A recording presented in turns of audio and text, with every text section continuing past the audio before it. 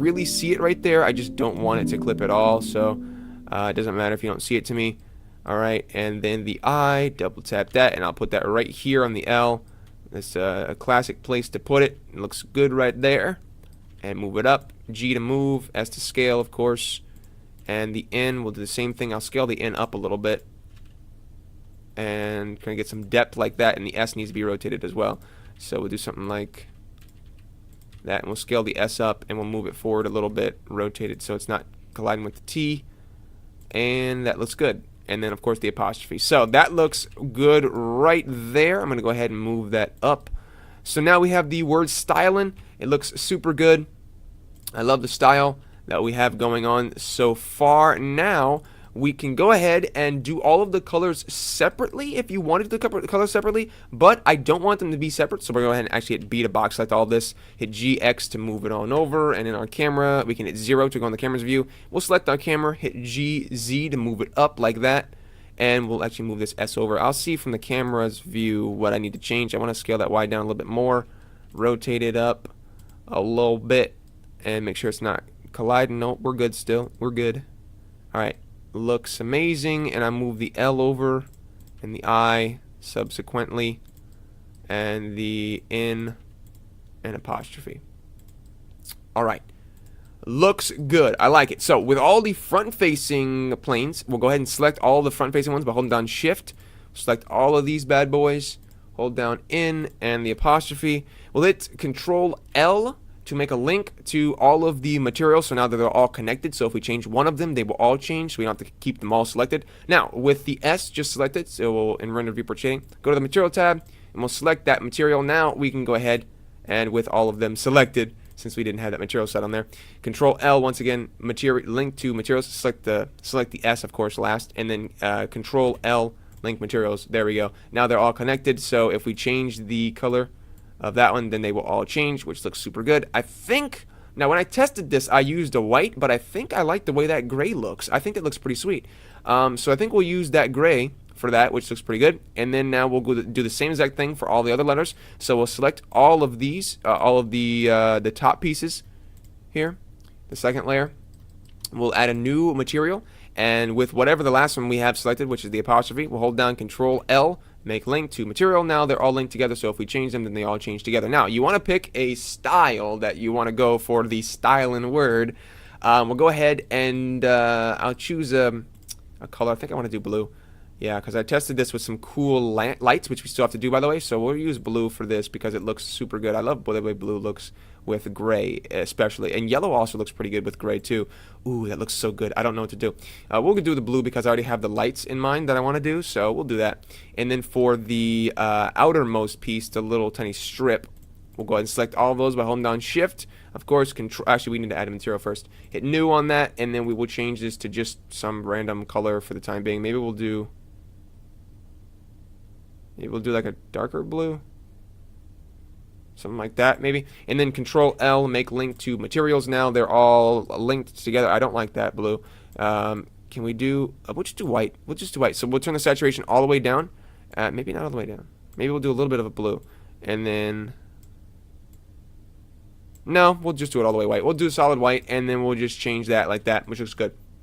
Alright, so we have the gray, the white, and the blue, which I might switch the white and the gray still. I don't know. I like the way it looks, but it is blending too much, especially once we do the background, which is going to be maybe around this color right here.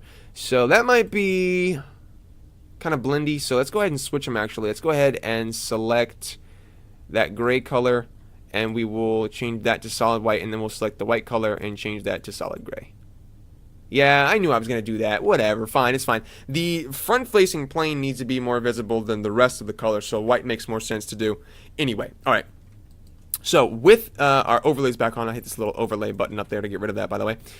With the light that is still up here, we can turn extras back on so you can see it. So, extras.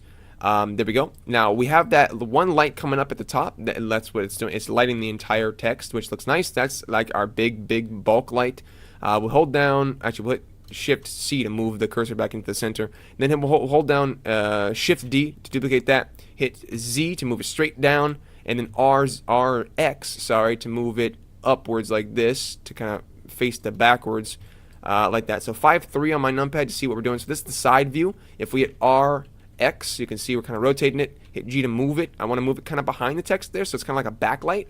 Now if we take a look at this, you can tell that if I change the color to a nice like pinky purple like that, and then the top light we can change, top light, we can change to maybe a blue. I think I want this, yeah, I want to leave that one white so it doesn't actually change the color of anything. So we'll go ahead and hit Shift D again to duplicate it. So Shift D, RX, we'll rotate it like this, 5-3 on my numpad to go back to the rotated view from the side. And then we'll do something from the top like that, maybe even more rotated like this. And then we'll do like that, perhaps, right? Looks good. And then we will change this color to a more blue, purpley like that. So now when we take a look at that in our camera, it looks so good. I love the way that looks. Really nice gradient we have going on in the letters right there. And that looks good. So now what I want to do is I actually want to go ahead and select our blue color here, and we'll do some stuff with some specular. So we'll turn specular all the way up. We'll turn roughness. We can turn the roughness all the way down because it looks good, but I don't think I want to do that for today's video. I want to turn the roughness somewhere around maybe maybe we'll just do half. I was gonna do 0.3. What does 0.3 look like? We'll do 0.4. We'll do 0.4 and we'll leave it on 0.4 for now.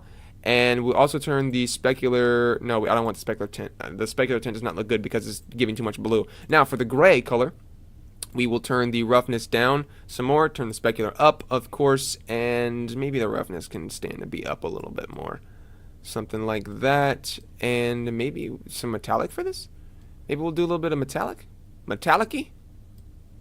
Sure. It looks kind of brushed now, which is nice if that's what you're going for. Maybe I'll do the 100% shine for the black. Ooh, yeah, it looks kind of black now, but that's fine. Because if it was actually black, then it would look like that. But it's not. It's just gray, and you think it looks black. Yeah, I like that. We'll do it like that. And maybe for the blue, do I want to just throw it to the wind and just make it all shiny? Oh, man, I don't know. I don't know. The metallic on the blue looks good if that's what you're going for, but I don't like the way it looks for this render. So we'll turn that off. We can also turn some clear coat on, which won't do too much, but it will give us a nice little, if it would load. If it would load, there we go. Alright, so we got a little bit of clear coat on there, which looks kind of nice. Maybe we'll do the same thing for the gray, turn the clear coat up. I don't know why the clear coat always takes such a long time to load, but it's freaky. It's really freaky. There we go. So we might as well just go with all the shiny. We might as well just do all shiny. So we'll go ahead and maybe even the white color, maybe we'll do some shine for that too. Roughness all the way down, specular all the way up. And you can barely see it on the white because it is white, but maybe if we tone it down just a little bit. I don't like that because it's not as bright. Yeah. You can tell, you can see it right here that it is actually being solid, being shined on. So yeah, it looks good. I like it. It's super shiny. It looks good.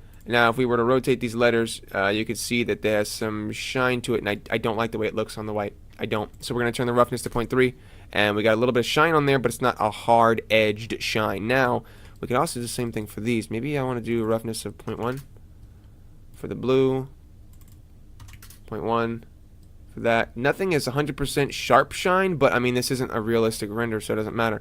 I think we're going to do 0.1 for the roughness of all of them. It gives a little bit of a softer edge because the hard edge just, I don't think it looks very good. So yeah, actually maybe even more, maybe 0.2, maybe 0.2 because it's still shiny, but it looks a little softer, which I think I like better. So 0.2 for that, which looks super cool. And maybe, do I actually like the metallic? See, now I'm just being all picky and stuff, but that's fine because that's what you're supposed to be doing. Yeah, the metallic, we'll put that in half. We'll put it to 0.5, maybe even 0.6. Yeah. No, let's do 0.5. We'll break it in half. 0.5 for that. Now, it looks good. I like the way this looks, so I think we can move on to the final step, rather. Well, let me add in one more thing. Let's see what this looks like. If I add in a lamp, and it's a point lamp, you put that right there in the front, move it a little bit closer.